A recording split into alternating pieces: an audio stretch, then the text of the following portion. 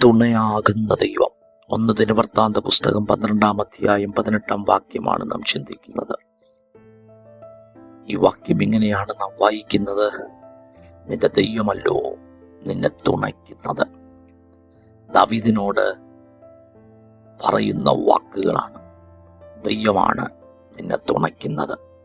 ദൈവം തുണയായി നിന്നതുകൊണ്ടാണ് എല്ലാവരും ഒറ്റപ്പെടുത്തിയപ്പോൾ, എല്ലാവരും കുറ്റപ്പെടുത്തിയപ്പോൾ, എല്ലാവരും മാറ്റി നിർത്തിയപ്പോൾ ദൈവം തുണയായിരുന്നത് കൊണ്ടാണ് നിന്നെ ദൈവം ഇത്രത്തോളം ഉയർത്തിയത്. പ്രിയപ്പെട്ടവരെ, എല്ലാവരും നമ്മെ ഉപേക്ഷിക്കുമ്പോൾ തുണയായ ദൈവം നമ്മോട് കൂടെയുള്ളത് കൊണ്ടാണ് ഇതുവരെ നാം നിന്നത്.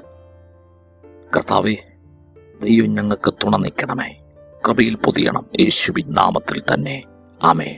God bless U.